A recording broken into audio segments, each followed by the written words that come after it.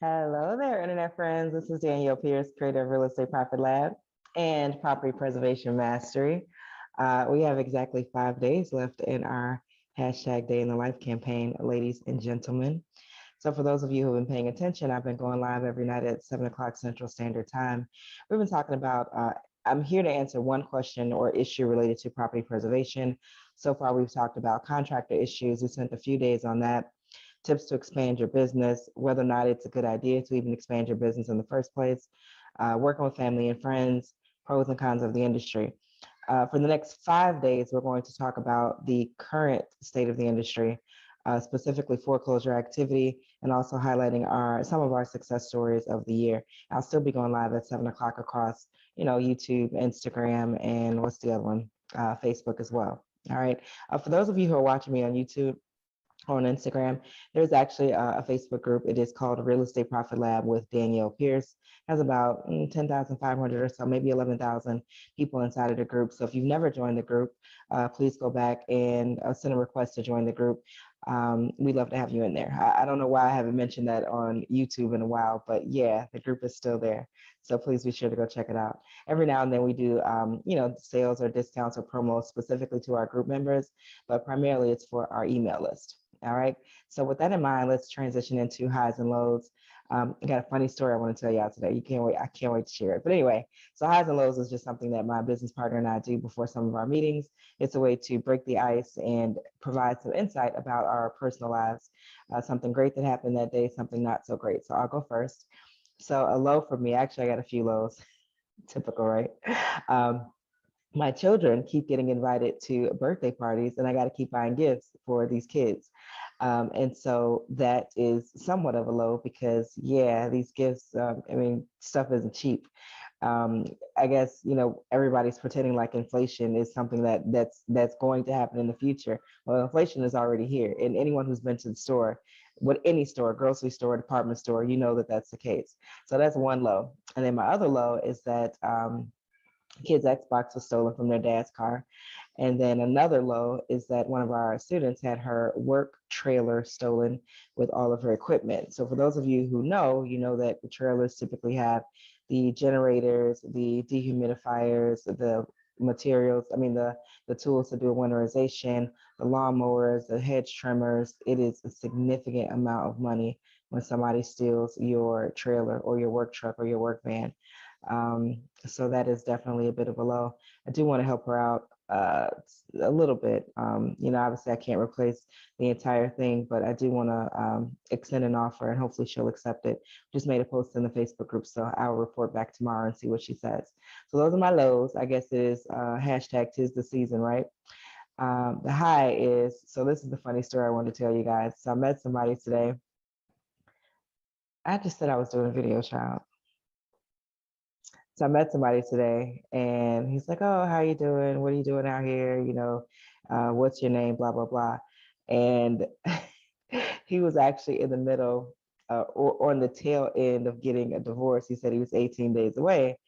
And he asked me for my name. And I was like, "My name is Danielle." And he just immediately put his head down. It was like, looked sad about it. And I was like, "What's going on? What happened?" And apparently that is the name of his wife that he is divorcing. Her name is Danielle too. So I told him he better go home and pray about it because I was like, I don't know what it means, but it is definitely interesting and ironic for that situation to happen just kind of out of the blue. As always, feel free to drop your highs and lows in the comments. And then too, I always forget to say this, like, subscribe, and share the video, you guys, as well. I definitely appreciate those of you who consistently share, like, and comment. So shout out to you guys for doing that. So Wednesday, November 24th, that's still scheduled for our monthly industry overview. It's going to be a live Q&A, a live Zoom session. If you are not on our email list and you'd like to attend, you should probably get on our list. You can do that at propertypreservationmastery.com. It's also our Black Friday or our Black Wednesday sale. It's the only sale that we're having. The course is going to be $1,497. That is $1,000 off the regular price. And we're also throwing in an additional $3,000 in bonuses. So last time we talked about how far you can expand your business. Today, we're talking about two things: saturation and the increase in foreclosures since the end of the moratorium, which I think officially might have been August. So of course, preservation is driven by foreclosure activity. Um, primarily. And one of the main questions that people ask, actually, there's two. One is, how can I check foreclosure activity? And then, of course, what about saturation? How can I see how many people are doing preservation in my area? Well, that I don't know how you can figure that out. So I never have an answer to that question. I probably will never will. It's like asking how can you find out how many I don't know, people who sell weave are in a given area. I mean, it's like, I don't know how to get an answer to that, but there is a way to check trends and of course look at data. So we'll talk about that. So I have a few tips I want to share. I think there are 6 in total. Number one is saturation all by itself is not necessarily a bad thing. It may mean that it will take you longer to get started.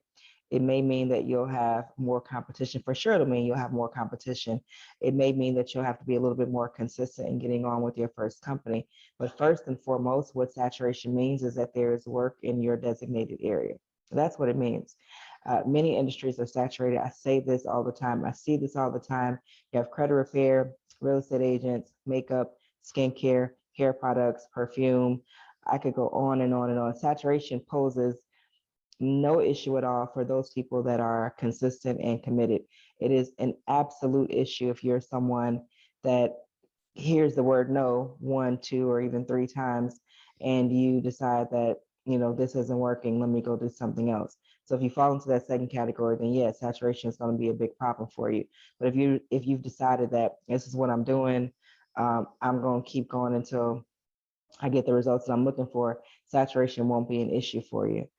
So that's tip number one. Number two, and resources to check foreclosure activity. I've mentioned these in plenty of videos, but I'm happy to do so again because of course there's always new people watching. Hey, new people.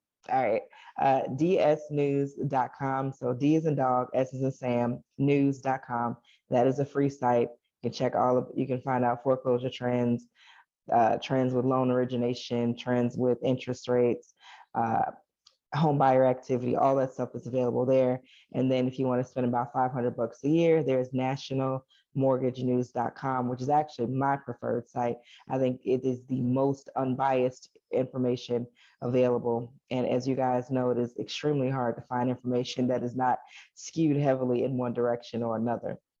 The third tip I wanted to share with you guys is that keep in mind that there are other avenues related to property preservation where you don't have to deal with foreclosed properties at all. We've talked about those briefly during this hashtag Day in the Life campaign. Some of those are, we talked about Thumbtack and TaskRabbit and Home Depot and Google Local Services. All of these things are viable alternatives or additions to property preservation where you don't have to deal necessarily with foreclosed properties per se. I am going to be expanding the course to include those areas because I think that one, it's time, and two, I don't want to neglect other viable alternatives that can allow people to get to the same result. Number four, I just want to make the point that you can still do well in a saturated market and during a pandemic. We have a student, Gloria. It's also the student who had her trailer stolen. She had $10,000 last month. Another student, Joey, that I spoke to the other day, he had a $15,000 month last month, and many others that we featured on our YouTube channel. You can find them under, I think it's success stories or testimonials or something like that, but it's on the YouTube channel. Encourage you to go back and look at those. They're all primarily from this year. Fifth point, foreclosure activity is up 76% from this time last year. Again, that's according to an article in dsnews.com. And the article is entitled Foreclosures Tick Up in October. Kayla, can you close the door, please? I hear your beads and your TV show. Thank you, dear. So foreclosure activity is up 76% from this time last year. That article, if you are on our email list, you would have gotten a screenshot of the article with the title and the date and all of that. The article came out 10 days ago. But what I want you to keep in mind is this. Last year, there was pretty much no foreclosure activity whatsoever. It was non-existent. So 76% sounds wildly alarming. But again, if we're talking about very low numbers to start with, it's like, oh, okay, this kind of makes sense. I think we'll see those really high percentages for the next 6 months or so as things level out. And then by early next year, the middle of next year, we'll be able to see what the actual, to what degree we should be alarmed with the increase in foreclosures, if that makes sense. So go back and read the article on dsnews.com. It's again from 10 days ago. It breaks the math down, so to speak. The issue or what caused the uptick is that Many forbearance plans have come to an end. The forbearance process it has been challenging from what I've seen. I'm fortunate and blessed that I've not had to deal with that at all this time around. Last Great Recession, I did the modification, trying to save the house, trying to give the house back. Bank didn't want to take the house back. Try to do get the payments down. Try to get the late payments tacked on to the back end of the loan. All these different things. I didn't have to deal with that this time around. So I'm super, super grateful and blessed that was the case, because forbearance is, the guidance has been really, really unclear. So I am definitely mindful of what I say and how I say it when I'm talking about foreclosure, because I definitely don't want to ever give the impression that, oh my gosh, I'm excited foreclosures are on the rise. It's definitely not what I actually believe. So the forbearance plans have come to an end, or they're coming to an end soon. I don't know that there'll be a flood of foreclosures like there was in 2008, but there has been a definite increase. And again, I expect the really high percentages to continue. But I think it's important to look at the actual numbers as opposed to the percentages in this case, because again, nothing was really jumping off last year. So my advice is to subscribe to those resources, pay attention to your local market, explore other avenues not related to bank-owned properties, and really just keep your head down and get to work. That's really always my advice all the time. Started seeing a therapist again. Found one out here recently, and she tells me that I am, what's the word that she used? It made me roll my eyes. Something along the lines of, you talk about things that happen to you as if they happen to a third party. You kind of be a little bit disassociated and very calm and matter of fact, like you're talking about a business transaction. And so my response to that was, oh, well, that's very unfortunate. And she was like, well, that's what I'm talking about. I was like, I actually paid money to come here. But anywho, I do like her a lot. I'll continue to go because I definitely need it. But I guess she's looking for, I don't know, I don't want to say a breakdown, but she's looking for a different reaction. And so far, I haven't given it to her. So we shall see. All right. So with that in mind, again, keep your head down, do the work. That's always my advice about anything. Last and the sixth final point that I'll make is this. If you're watching this and thinking that I'm just talking about this stuff in terms of foreclosures and the forbearance and modifications, and tomorrow we're talking about, something else related to foreclosure activity, and you're thinking that, man, she just want to sell courses, you'd be about 25% right. So I do want to make that clear. I definitely want to sell my course, but that is always the case for folks that are confident in their product and the outcomes it produces. When you know that you have a program that somebody can take and go out and start a business and make $5, $10, $15,000 per month, of course you want to sell it. Like, that is literally a no-brainer. So I never want that to be something that people are confused about. But primarily, I also want you to know that I do want you to have the tools and resources to verify anything that I say independently, make your decision accordingly, and move outside of the course if that's what decision that you decide to make. Certainly, I think anything can be done by the right person with the right work ethic. I don't think you have to pay for a course really for anything. The course is just really a way to streamline the process. And you'll hear Joey talk more about that probably on the 24th as well. I got to figure out when, that video is going to be put on the channel, but you'll hear him talk about that process as well. He's someone who worked in preservation, I think, for 3 years as a contractor and wanted to be the person that was sending the contractors to the field, and he wasn't able to do that until he took our program. So that is what I want to say about that. Please make no mistake. Yes, I'm here to sell a course, particularly property preservation mastery, or any other courses that we decide to put out in the future, but also understand that I believe in the program 1,000% and the outcomes that it produces. And if you're anything like me, I love a good pitch. I love to be sold, especially when it's something that I believe in, something that I know that is going to work.